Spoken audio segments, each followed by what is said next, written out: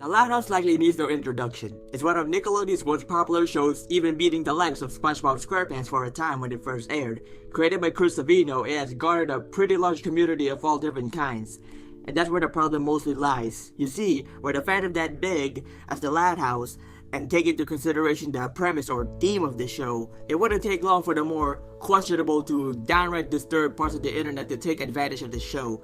And it has unfortunately proliferated to such a degree that the darker side of the fandom has virtually tarnished the reputation of the show, to the point that many of you had likely been made aware of the show's existence from news or videos talking about its infamous fandom.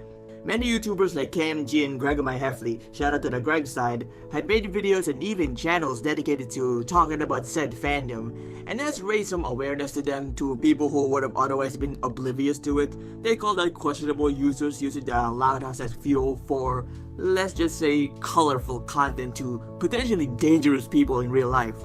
Now, these things range in quality, whether it be actually competently made content that looks official at first glance, to looking like shit on the bottom of my shoe. It also depends on the type of content being made. To list some common mediums, we have standalone drawings, animations, and comics, and it just so happens that we are looking into the latter. A comic so heinous in its plot and theme that I am surprised that nobody has even talked about this. And of course, do not harass any of the creators involved in this video. It does nothing to help anyone and it'll just waste everyone's time. With all that said, ladies and gentlemen, strap yourselves and get ready, cause this is about to get heavy as we dive into the disturbing Loud House fanfiction. You're welcome. The comic is made or illustrated and co-written by the user ADullPerson, while another user, Dr.Not/DNA of USA, is credited as the writer, and it was posted around November of 2021 on ADullPerson's Pixiv account. And if you know anything about that site, you know what to expect, and if you hadn't picked it up from the video's title. And quick warning, do not go and visit that page or that website in general. I swear to God, you will regret seeing shit that will make you uncomfortable, not even sugarcoating it. Anyways, the comic uses an art style that is a near one-to-one replica of the canon show, but there are noticeable differences. But we're not really here to critique or go over the art itself. So what does the comic actually contain? Well, already, right from the cover, there are already some eyebrow-raising issues with it. On the cover, we can see that Lincoln is sandwiched between two adult women, those being, on the left, we have Mrs. Carmichael, manager of the in-universe store, Reiningers. You better be careful how you say that one. And the boss of Lenny Loud. On the right, we have Michelle, in-universe show producer, judge, and former producer for Luna Loud. And our boy Lincoln does not look happy or comfortable to be there. A small glimpse into what has yet to come. Unlike other comics that usually have slow build-up to anticipate the reader, this comic starts right almost immediately, hence why it has only 15 pages.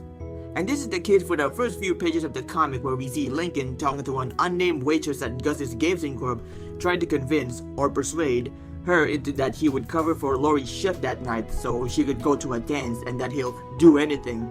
And just like how a totally rational person would answer to a literal child, she said, "Anything, huh? Well, Cutie Pie, maybe there's one order you could help me fill." And yeah, now I see why nobody has made a video on this. Truth be told, this is pretty much the whole comic structure. It starts with Lincoln talking to one of the sisters' superior into keeping them employed or a part of something. And they, for some reason, just really want to be this kid. Though every panel at the end has something different, it's just the sister in that situation thanking him for helping them, while Lincoln looks all shaken up and very much traumatized. I'm not kidding when I say that the structure is all there is to this comic. There is really no deeper meaning behind it from what I could find. It's just something for you to beat your meat and move on. I guess you can extrapolate about the dynamics of how gender and sexuality plays into how society treats abuse victims, where if the victim was male and the perpetrator was female, there's less vitriol in how people react to it, you know. And this comic shows that in effect as we're seeing Lincoln bottle his emotions rather than telling an adult about what happened to him because of societal expectation of boys. Nah, I'm just reaching. This is just a porn comic involving minor characters, biologically and figuratively. Anywho, the comic goes further with the same format, over and over again, and Lincoln is visibly getting worse and worse each panel. But If I didn't include this little subplot in a comic, then I'd be lying about its contents. While his siblings, and by extension his family, seem to be blissfully ignorant of his repeated assaults, Lucy seems to notice something is wrong with him. On the 6th page, the two siblings had a conversation and Lucy seems to notice that he was acting a bit more erratic than usual. Lincoln excused himself as just being tired, but she did not buy into it. "You're a horrible liar." This subplot is further expanded upon right on the next page. On the bottom reads an off-screen conversation between Lucy and Lori, reading, "Lori, can we talk?" "What's up, Lucy? Something wrong?" "Yeah, I think." "You think?" "It's about Lincoln. I'll call a sister meeting." Hinting at the possibility that Lincoln might just see justice for all the horrific abuse he had faced. However, I wouldn't put my spirits up for this, and you'll see why. The next page shows the same formula as those from before. One of the abusers is even taking a photo of it. Damn, this place really doesn't care what's going on, they're this bold. Whatever, no need to exhaust it. There is another off-screen conversation between the sisters, this time with more people, including Lynn Jr., Lucy, and I think Luna, or it could be Lana, I'm colorblind, I couldn't tell, and Luann. It reads as follows. "You really think he's depressed? His expression, the way he acts, isn't it obvious? But that stuff could mean anything. Yeah, boys start going through all sorts of hairy problems at his age. But seriously, could it just be puberty?" Sigh. "He's not just being moody. There's more to it than that. Think about it. All the help he's given us lately. Nothing to show for it in return." Skipping most of the contents on the next page, Lincoln is starting to isolate himself in his own room, possibly to hide from anything that would potentially trigger his trauma. The conversation continues with, "I see, you suspect Lincoln feels taken for granted. It's more than that. He's miserable. Oh my gosh, and you think it's because of us? Maybe we could just ask him what's going on with him. You know, make sure. It could be something else. I already tried that. You know he'd never be honest if he thinks the truth would hurt us." "Ugh, you're so right. But then what are we supposed to do?" Short break. I don't know if I should mention this, but I have to point this detail that I noticed. If you look into Lincoln's eyes from the first few pages to the latter ones, you would see that it goes from solid black to this. Likely a small detail added to add to his increasingly miserable experience. Basically the 1,000-yard stare.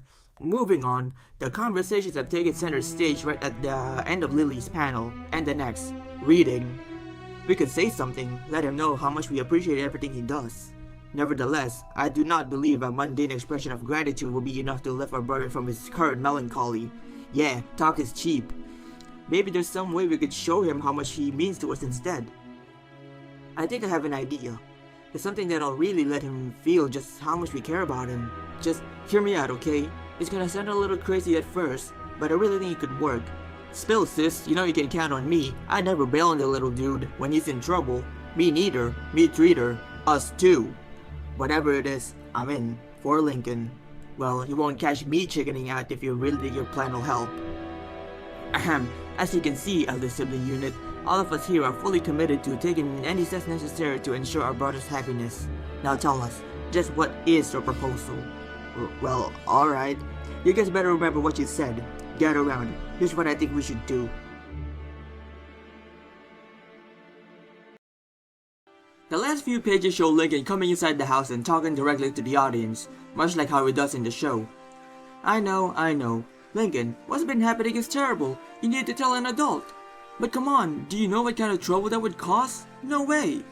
The truth is, when you have 10 sisters, sometimes you have to make sacrifices. It's what family does. Interesting rationalization? Continuing. I just hope my allowance can cover the therapy I'm gonna need. Oh, hey Lily. Lily toddles right across Lincoln with a note attached to her back, and it says a sibling meeting is being held upstairs and he must be there quickly. Lincoln, being a good brother, accepted and walked up while holding Lily in his arms.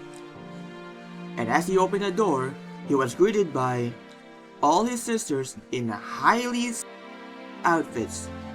The final few lines read, "So this is just our little way of saying, thank you, Lincoln. You're welcome." Yup, all of that build-up for what seems like his family intervening to put an end to the abuse would only end up doing their own in a pretty messed up way to help him. essentially adding more to his trauma than alleviating it. Not only did Lincoln face severe trauma at the hands of strangers, now it comes from his own family trying to help him overcome it. A pretty messed up irony and twist for an already messed up comic.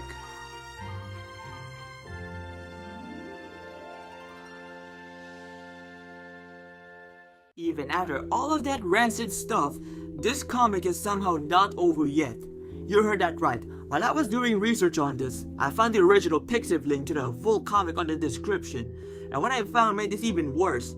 I found an additional 21-page extra or omake on the post, meaning that the first ending may not really be the true ending at all. And since an omake is basically extra such bonus content, I would assume that these aren't strictly tied to the base comic. Now that I said it out loud, who actually cares? And rather surprisingly, the first few extra panels aren't too graphic, not to mention their sketches, which eerily implies that this comic might still be being worked on or could be expanded further. But so far, I don't think that's the case. The plot here takes place much after the initial abuses, as the women are now visibly pregnant. The dialogue is a mix of some women either hinting to the Loud sisters on who the father was, some subtly hinting that it's their brother by being vague about it, while others are more focused on the fact they're pregnant on the job, and whatever this is supposed to be. This part finishes up with a larger panel where Lincoln is being called down to the living room because there were guests looking for him. And as he goes down the stairs, Rita asks Lincoln about why so many pregnant adult women were all looking for their baby's father. Jesus fucking Christ! And somehow, it's not over yet. No, trust me, this is the last few panels. The never will be over soon. Luckily, or rather unluckily, the last few pages are just more sexual scenes where Lincoln is once again coerced into said actions with already pregnant women, with his own kid by the way, and other women who came along. Nothing much to talk about, and I don't want to talk about this anymore. Thank fucking God it's finally over. Now I see why nobody has covered this. It is genuinely one of the worst comics I ever read. Put a heavy emphasis on that one of. I don't want to be that guy to compare stuff like this, but for the sake of argument, in comparison to other nasty comics with similar themes of statutory rape and coercion like It's Not Your Fault, this has got to be like up there as the top 10 worst if we were to go by sheer amount of abuses per page and by individual involved. And it's kinda gross to even rank these like it's a roster for a game, and I'm just gonna stop. Overall, it was a very tough thing to sit through and write down. Like, you can see where my script just derailed from sounding formal and neutral to more personal and real. I highly advise you to not seek this comic out, as you may just stumble into websites with more questionable content that may land you into gray areas. That said, thank you for sitting with me and watching all the way through. Show your boys some support by leaving a like, a subscribe, or just a comment leaving your thoughts on it and where I should improve next.